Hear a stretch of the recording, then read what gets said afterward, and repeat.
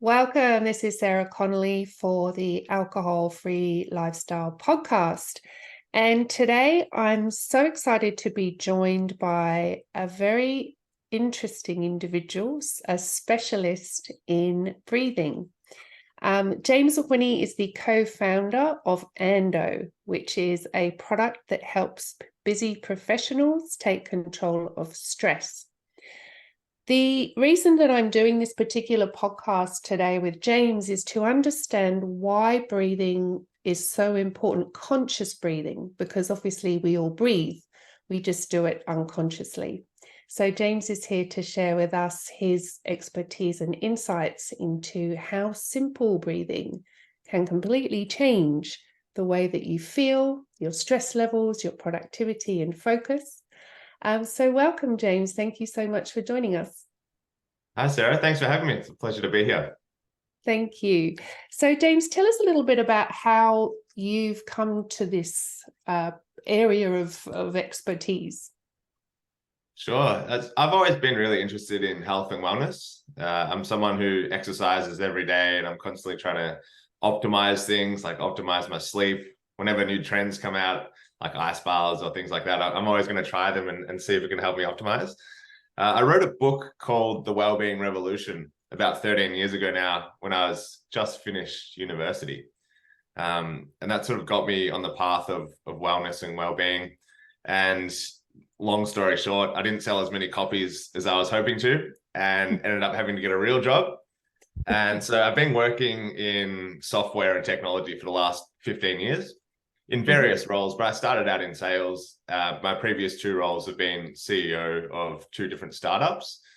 And when I'm working, I've always got stress and well-being in the back of my mind, and how that can be optimized. I ended up meeting my co-founder, who is a breathwork specialist, and she got me into it. Originally, she just got me to read the book called Breathe by James Nestor, which is highly recommended. Have you read it yourself, Sarah? I have. Yes, I have. Yeah, Great. so she recommended that to me, and I was a bit resistant at first, because I, like, similar to what you said at the start, like, it's breathing, everyone does it, like, what am I going to learn? And she probably recommended it about 4 times before I read it. And when I read it, I just couldn't put it down. And that sort of got me thinking about how important the breath is, and how most of us aren't doing it properly, and how it has such a big impact on our health and how we feel. And so I just started doing my own research, and then did some more courses, and have sort of developed a bit of knowledge in the space. And then we decided to launch a product that helps people with stress and anxiety in the moment. So we're currently developing a wearable that sits on your wrist, and it looks like a nice bit of jewelry, a bracelet. And essentially it tracks your stress, and it determines when you're becoming stressed. And when you're becoming stressed in the moment, we gently squeeze your wrist to remind you to inhale at a specific rate, and then it releases at a specific rate based on how stressed you are and based on what you're looking to achieve. And the breath can help to energize us, or it can help to calm us down. So it really depends on what the person's looking to achieve there. But what really got me focused on this product is, having been involved with breathwork for a while, it's something I know is really important. One day, my brother called me up. This is about 6 months ago. At the time, I had a 2-year-old little girl, toddler, and my brother's got a 1-year-old little girl called Lily. And he called me up and he said, I've got some things to do today. Do you mind looking after Lily? And so I said, yeah, no worries. My wife and I stupidly decided to do the weekly shop at Woolworths. So we took the 2 girls, and everything was going really well until we got to the checkout. And all of a sudden, out of nowhere, my 2-year-old had a massive tantrum, screaming off the top of her lungs in the middle of the shopping center, and there was nothing we could do. And then my 1-year-old niece decided to do a poo in a nappy. And so all of a sudden, like, things got real, and it was stressful. We ended up getting home and realizing that we actually left 2 bags of groceries at the checkout at the supermarket. And as I was driving driving back by myself this time to get the 2 bags we left behind, I was thinking, I'm someone who's really aware of how important the breath is and how it can positively affect stress in the moment. But in that moment, I completely forgot to breathe. Like, even though I'm aware of it, I forgot. So that's why we're trying to build something that helps people in the moment, because stress sort of takes over us, and we forget, and we react without really thinking about how we want to react. And if we remember, the breath is the tool that can help us to take control of how we act in those situations. Yes.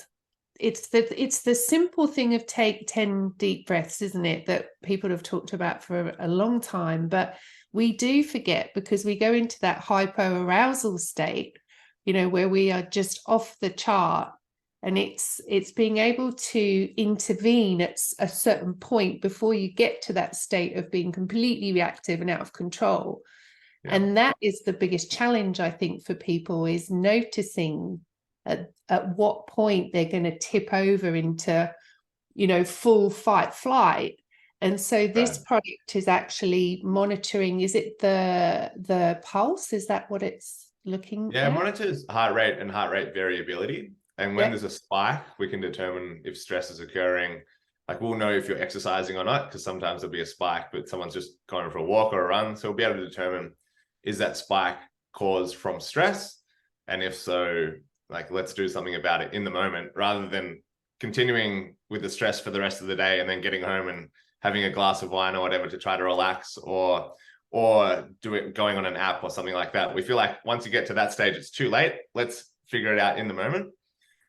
But I think it's really important to think about how stress or stressful stimuli affect our breathing. And that so this is what helps me to remember to breathe now, is that when stressful stimuli occurs, we go into what you just said there, fight or flight. So we're activating the sympathetic nervous system. Now, in the past, this was activated by life-threatening or life-challenging events. But these days, it feels like every little thing seems to activate it. It could be just that you're busy, or you're running late, or you're stressed for a deadline at work. Like, every little thing seems to activate it these days. And what happens is, when we activate fight or flight, we tend to breathe shallowly, and we breathe into the top of our chest. And so it creates this vicious cycle, because the body's not getting the breath or the oxygen it needs. So it thinks it's in stress. And so like, the stresses create bad breathing, and then bad breathing creates stress. And so it's this vicious cycle, and we can't actually get out of it until we mentally determine that we need to breathe differently and take control of that breath and breathe slower and deeper into the belly. How long do you think it takes? As an example, let's say someone is rushing for a deadline and they're super stressed and anxious. How long do you think it takes in order for them to go back into the parasympathetic nervous system through the breath? Well, it can be immediate, but the tricky thing is remembering, like, being conscious to breathe, because we're habitual creatures and we just go on with our day doing what we always do. It's not until you have that awareness to actually take those few, it only needs to be a few deep, slow breaths to bring yourself back into that relaxed state. But like everything, it's remembering, right? So it's about building the muscle, and that takes time. Like I mentioned that shopping story before. I was probably, I guess, 3 months into my journey of learning breathwork at that stage, and had been focusing on it quite a lot, but I went into the habitual state and completely forgot about it. But that reminded me the next time, and then I remind myself the next time. It's just continually reminding yourself. And when you do, like, catch it in that moment, then really it's just 2 or 3 slow, deep breaths, and we feel more relaxed, and then we can take control and act how we want to act rather than react. Yeah, 100%. Tell me, with these long, deep breaths that you're talking about, are they breaths that you start right down in the belly or from the chest? Like, how does that long breath play out? I recommend that people try to physically expand their belly. So the diaphragm sits below the lungs, and there's different science behind it, and different breathing patterns affect different people differently. But what I find is that when you breathe deeply into the belly, you're activating the diaphragm, and that pushes down and opens up your lungs, which means that you can get a full breath in. And so straight away, your body's getting that oxygen that it's probably been deprived of. So I just recommend, like, actively try to feel your belly expanding, even though it's not really, like, your stomach's not doing anything. It's just your diaphragm's pushing down, which opens up the room for the air to get into the lungs. Yeah. And the slower you can do that, and particularly the slower you can exhale, the more relaxed you're going to feel. So typically, if someone's stressed, we recommend that they do a 5-second inhale and a 5-second exhale. But if you can slow that exhale even down to like a 10-second exhale, you'll feel straight away that you'll feel a lot more relaxed. Yeah. And do you recommend nasal breathing or through the mouth or both? I recommend nasal breathing when it's comfortable. Yeah. There's a lot of talk about the differences and how they affect you physiologically, but it feels like the nose has been designed for breath. So there's the tiny hairs and the mucous membranes that filter the air as we're breathing. So any pathogens or dust or whatever is in the air gets filtered by the nose. Breathing through the nose also allows us to, just physiologically, the way the air comes in, it's more likely to activate the diaphragm. So we're more likely to breathe deeper when we breathe through our nose.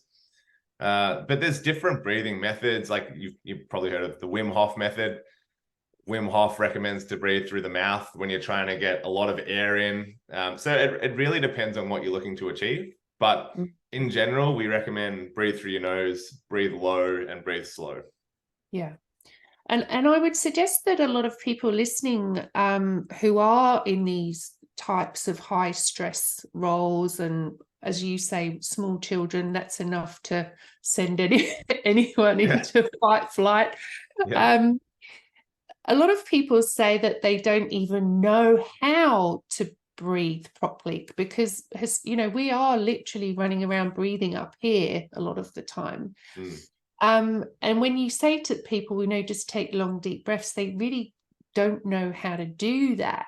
Is there any particular technique? Because you said obviously it takes time. How would someone start to practice this type of breathing? Yeah, sure. Well, I guess first thing I'd say is the number one thing you can do to improve your breathing is exercise. Because when you exercise, when you're moving your body is forced to breathe, and it does it naturally. So you don't need to think about it. So if you go for a fast walk or a run, you're probably not actually thinking about your breathing. Your body or your brain will just do it for you. But if you're consciously trying to figure out how to breathe properly, sat down or lying down, we typically recommend to put a hand on your chest and the other hand on your belly. And firstly, get some awareness around where the breath's going. And so for most people, it's probably going to go to the top of the chest. So our recommendation is to focus on bringing the breath firstly into your belly. So you should feel your lower hand on your belly rising slightly. And then as you continue to breathe, the belly will fill up, and then you'll feel the chest begin to expand as well. So there's no right or wrong way, but really focus on the bottom hand expanding and then the top hand expanding, and then let out the air the same way. So the chest go down and then the belly go down. And it really shouldn't take too long to start feeling natural. And you can remove your hands eventually. And as long as you feel your belly expanding, you know that you're likely opening up your lungs and getting the right amount of air in. Yeah, fantastic. One thing that I like about the idea of this wearable, as you've said before, it punctuates the day with moments of deep breathing, because again, this sort of idea of breath work tends to be associated with 2-hour workshops where you lie on your back and do lots of, intentional breathing. But one of the things that's so important, I think, for people to understand is that the stress builds up throughout the day if you don't take these moments. And that's what leads to this state at the end of the day where you're frazzled and you just think, give me a drink. I really want to just calm myself down. Yeah. So in your experience, is it the punctuation throughout the day of short breath practices, as opposed to kind of intensive breath workshops, that makes the most difference to people? I think it depends on what people are looking to achieve. I've done you mentioned the 2-hour breathwork class. I've done those and I've had some incredible experiences. I'd probably rate one of those 2-hour classes as one of the top 10 experiences of my life. It can have profound impacts, but it depends what you're looking to achieve. So I think that's great, but it's sort of a not and or, it's a And so do that if you want to experience that, but you don't necessarily have to experience the benefits of optimal breathing. I think the key thing really, and what we're trying to achieve through the product, is helping people to build the mental habit to remind themselves to breathe. So the ideal is to get to the point in your life where no matter what you're doing, you consciously remind yourself to breathe in a certain way based on what you're looking to achieve in that moment. So before a busy meeting, remind yourself to breathe slowly. Or if you're stuck in traffic, just remind yourself, focus, like, am I expanding my diaphragm when I'm breathing? Or if I've got something that I need to feel energized for, then focus on breathing in a way that's going to, like, quick, short breaths that are going to, like, energize me. So it's really about building that habit and getting to the point where no matter what you're doing, and no matter if it's stressful or relaxing, you're thinking to yourself, all right, how am I breathing right now? And the way we're designed, our brains are made to focus on what we're doing at the moment. So it's not natural to focus on your breath. But if you can get to the point where you think about it 10 times a day, that's probably 10 more times where you have the opportunity to take control of how you're feeling and ensure that the stress isn't taking over you. Yes, wonderful. I think we all need to do more of that, because we do totally forget about this tool that we carry around with us that's accessible at all times.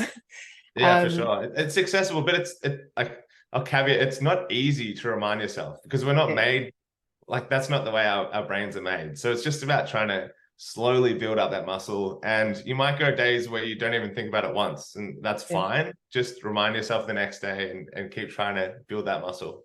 Yeah, just about awareness, isn't it? And then practicing when you remember, but not beating yourself up when you don't, because we're all human. Yeah, exactly. Is there anything else? Like, one thing I'd like to just finish up on is the benefits. We've kind of touched on them, but can you talk about what the long-term benefits are of creating healthy, conscious breathing patterns? Yeah, for sure. I think the short answer is the benefits are the benefits of good health, like all the benefits you get. So improved mood, more relaxed, less stress, less anxious. You're going to sleep better. But these are all the byproducts of getting out of that stress state. So moving away from the sympathetic nervous system and into the parasympathetic nervous system, which is also known as the rest and digest. So basically taking you out of that stress state and putting you into the relaxed state where your body is functioning optimally. And so there's obvious mental benefits, there's physical benefits. I find that the more I focus on my breath, the better I sleep. And for me, and I guess most people, sleep is the one thing that can really stuff up your day if you're not doing it right the night before, or allow you to have a really good day if you're getting really good sleep. So yeah, definitely the byproducts of optimal health, the byproducts of breathing right, when you are focusing on it consciously as much as possible. Final question. So you've had a stressful day and you get home and you think, glass of wine or breathing? What's your go-to? Well, I think I'd throw a third option in, which would be exercise. I mentioned before that exercise forces you to breathe correctly. So for me, I don't want to sit on a chair and think, oh, let's do 10 minutes of breathing exercises. I think that's boring. And I don't know, it's just something about it that doesn't get me excited. But to go for a run, I know that I'm going to get the natural endorphins and the serotonin and dopamine release that the body naturally produces from running. I know it's going to force me to breathe properly. I'm going to get a sweat up. And I just know I'm going to feel really good. I think these days I can do that. If I've had a stressful day, I can go for a run. But 10 years ago, I would have got home and thought, no way, I'll just go to the fridge and grab a beer or something like that. Again, it's just something where you need to build the habit, and you're going to have days where you get home and your brain's going to say, no, I can't do it today. So just remember next time and try to focus on the next time and just get better and better. And eventually it becomes a habit. Yeah. Excellent. Thank you so much. Tell us, so Anda is the smart wearable. Is that what it's called? A smart wearable? Yeah, that's right. Yeah, Yeah. essentially, we're trying to create a technology product that doesn't feel like a technology product. So, I mean, a lot of feedback we've got, and particularly my co-founder is a female. She's actually Icelandic, and we're trying to design it with the Nordic sort of look, but we're trying to avoid the clunky feel of an Apple Watch or a Fitbit or something that, particularly for women's hands, like, or wrists, doesn't seem to fit as well, and it doesn't match a lot of people's style. So we're trying to make it look more like a nice bracelet and jewelry rather than a clunky tech product. And how far in are you with the development? We're getting close to launching a pre-launch campaign. So we've figured out how it's going to work. We know how we're going to track the stress. It's now just designing it so it looks as nice as possible, and get that desired jewelry look. So we should be launching early next year, all things going well.